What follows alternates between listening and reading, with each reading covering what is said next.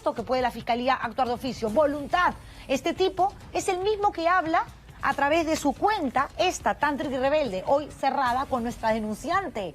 Y ella, Mosca, graba el celular donde el WhatsApp es Tantric Rebelde. Y él, ¿cómo nosotros podemos decir que efectivamente ha abusado de estas niñas? Porque él le dice, ¿quieres ver fotos? Te las mando. Y le empieza a mandar fotos. Las fotos que yo tengo aquí, que obviamente no se las voy a mostrar, son fotos que él le manda a la denunciante, manteniendo relaciones sexuales con niñitas de 2, de 6 años, pequeñas siendo ultrajadas. Por favor, ¿qué va a decir? ¿Perjuicio? ¿Difamación? ¿Calumnia? A ver, ven pues y dímeme la cara que esto es difamación y calumnia. Primero explica cómo es que saliste tan rápido de la cárcel luego de esta denuncia de estar detrás de una niña de 13 años. Qué fuerte, doctora Sequera. Uno dice, efectivamente, en la mayoría de casos de pedófilos, ellos vienen de una historia de abuso, ¿verdad? Sí, es correcto.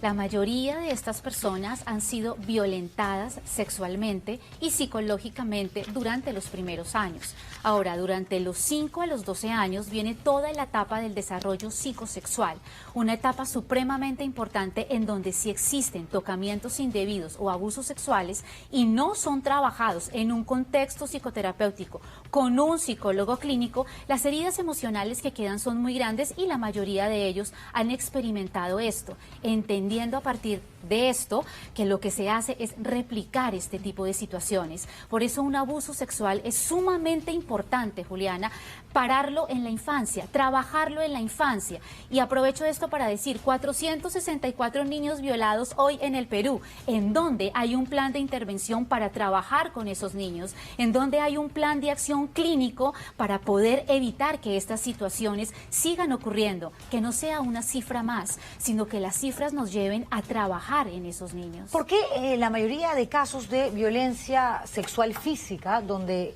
hay una agresión sexual contundente, digamos que se puede demostrar a través de un examen de médico legista, la mayoría de víctimas son muy pequeñitos, 3, 4 años, hasta los 11, 12, porque me imagino yo, me dirá usted, doctora Sequera, si me equivoco o no, que es difícil para una personita a esa edad diferenciar entre el cariño y el maltrato, sí, entre ser víctima y simplemente estar recibiendo algún tipo de tocamiento natural de parte del tío, de la persona cercana. Es difícil diferenciar entre una caricia y un tocamiento. ¿Qué podemos hacer? En casa es necesario que siempre esté presente la educación sexual. A veces le tenemos miedo a educar sexualmente. Entonces un niño de 3 años no sabe que tocarle los genitales es inadecuado. Hay algo que yo trabajo en casa y en consultorio y lo comparto para ustedes en casa, y es trabajar el semáforo del cuerpo, el semáforo corporal. ¿Cuáles son esas partes verdes que sí me pueden tocar y cuáles son esas partes rojas? ¿A qué edad? A los 2, a los 3 años ya podemos enseñarles a nuestros niños cuáles son las partes que deben ser tocadas y cuáles son las que no. Eso ayudaría bastante, Juliana, a evitar el abuso sexual, que desde niños nosotros podamos conocer cómo es que es una caricia y qué es aquello que es un tocamiento indebido. Pero ¿de dónde empieza? De nosotros como papás. No le pongamos la responsabilidad al nido o al colegio, tengamos esos diálogos, estemos pendientes cuando nuestros niños cambian emocionalmente. ¿Siempre se manifiesta algún cambio, a través de algún cambio en la conducta de un niño cuando está siendo víctima de abuso? Siempre. Porque hay muchos que no hablan, pero quienes tenemos una relación cercana con nuestros hijos, hablamos todos los días, pasamos tiempo con ellos, me imagino que claramente podríamos detectar que algo está sucediendo, ¿o no? Siempre hay cambios comportamentales y hay algo que se altera de manera inmediata y es el sueño. Los niños empiezan a tener pesadillas, porque los niños en la noche vivencian lo que han, obviamente, el inconsciente habla, todo lo que han vivido en la mañana, entonces lo tienen ahí. Los niños tienen mucho miedo y tienen pesadillas. Esa es una primera señal. Niños aislados, niños con miedo, niños con temor, niños que cuando se les habla de esa persona no quieren compartir con esa persona. No los obliguemos a que den besito, a que sean cariñosos, no. Veamos cómo ese niño reacciona frente a cualquier persona. Ok, si un niño, por ejemplo, siempre ha tenido una relación, no sé, simpática, cordial con un tío, con el vecino, y de pronto ese niño se quiere mantener, digamos, a cierta distancia, ¿eso ya debería de prendernos algún tipo de alarma a los padres? Por supuesto. Un niño se aleja cuando siente peligro.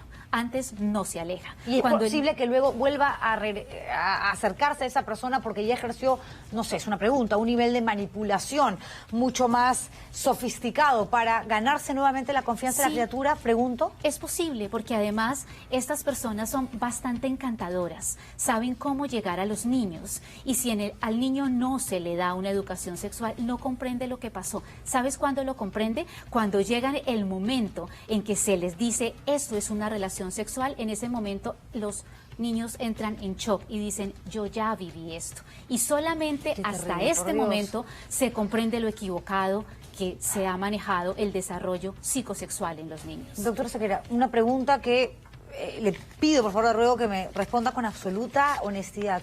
¿Un pedófilo se cura? ¿Un pedófilo cambia? Es muy difícil, realmente es muy difícil. Casi que es imposible, porque estamos hablando de heridas emocionales, estamos hablando de la parte psicoafectiva y de la parte cognitiva. Y esto necesita una intervención, tanto psiquiátrica como psicológica. Esto es interdisciplinario.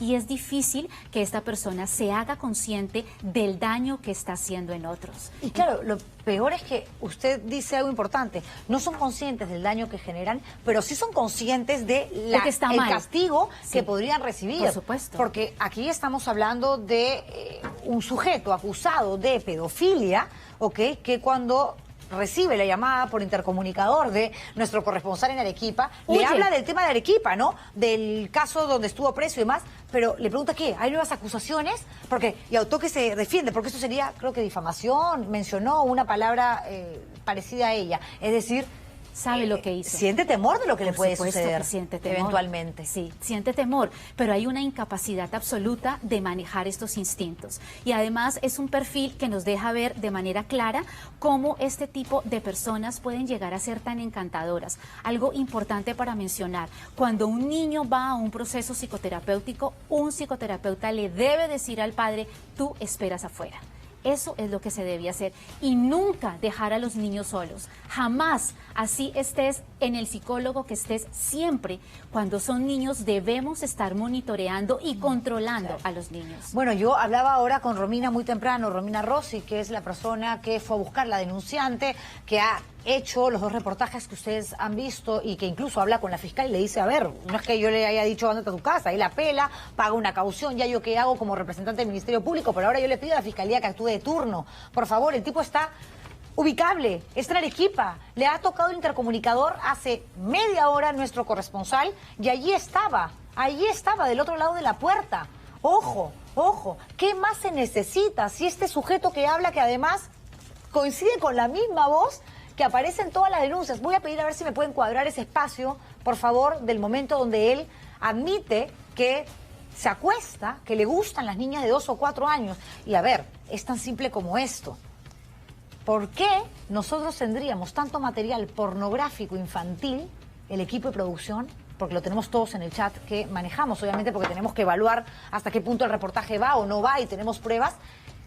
Si no hubiese sido por este sujeto que a su vez se la mandó a la denunciante o le mandó todo este material a la denunciante. Atención, y él podría decir, no, no, me están acusando a mí, pero yo no soy Tantric Rebelde. Ah, no eres Tantric Rebelde. Ok, entonces si no eres Tantric Rebelde, ¿por qué cerraste la cuenta en tu Facebook cuando estábamos presentando el reportaje donde justamente hablamos de ti? Tantric Rebelde no eres tú, el de esta foto. El de esta foto no es este mismo no es el que se marketeaba como coach y psicoterapeuta de pareja en Arequipa. Por favor, ¿a quién quieren engañar? ¿A quién quieren engañar? Romina nos decía que la denunciante le había comentado que él tenía amigos con fiscales, con jueces. Esa parte no la tiene grabada, pero es parte de la información que esta mujer le ha dado a nuestra compañera para poder desarrollar toda esta investigación. Yo digo, faltando 10 minutos para que termine el programa, Javier, por favor, Isela, díganme, ¿ha llamado a alguien del Ministerio Interior? ¿Por qué no tengo a Carlos Morán en la línea telefónica? ¿Por qué no tengo a Gloria Montenegro en la línea telefónica? ¿Cómo es posible que estemos aquí todos indignados con la piel de gallina, con un especialista hablando de la importancia de resguardar a nuestros hijos y explicándonos cómo operan, cómo ejecutan sus delitos los pedófilos, los pederastas, estos depredadores de niños y niñas, tomando en cuenta que 464 464 niños han sido víctimas de abuso sexual en el Perú. Y En lo que va tenemos del año. 32 huérfanos por los femicidios. Ya, y no nos llaman las autoridades. No entiendo, no debería ser este sujeto ya buscado por la policía, el Ministerio Público. Doctora Zoraida Ábalos, por favor, usted como fiscal de la Nación. O sea, nosotros hemos hecho nuestro trabajo. Dicen que están pidiendo datos, pero ¿qué van a esperar? Que el tipo huya. Ha cerrado su cuenta en Facebook y tiene plata porque vive en una zona acomodada de Arequipa. Ah, ahorita se va y agarra un bus o agarra un vuelo y se va. Y se va a seguir operando. No sabemos de dónde ha sacado estas niñas, pero estas conversaciones vía Messenger con la denunciante son recientes. Lo de Arequipa es lo del año pasado, que logra obtener su libertad. Doctora Juliana Sequera, muchísimas gracias por haber venido. Realmente, Gracias a ti, qué Juliana. difícil tocar estos temas. Bastante difícil. A ella, la doctora, por supuesto, es una profesional. Le he compartido algunas fotografías y videos que tenemos, que es parte del material, por supuesto, que resguardamos y que queremos compartir con el Ministerio Público, con la Fiscalía. Pero pídanos, por favor, estamos nosotros acá rogándoles que nos llamen por teléfono y que nos digan si van a hacer algo. Porque yo no soy fiscal, ¿eh? Yo no puedo ir a allanar una vivienda, a exigir que me abran una puerta. No, yo en mi simple condición, en mi humilde condición de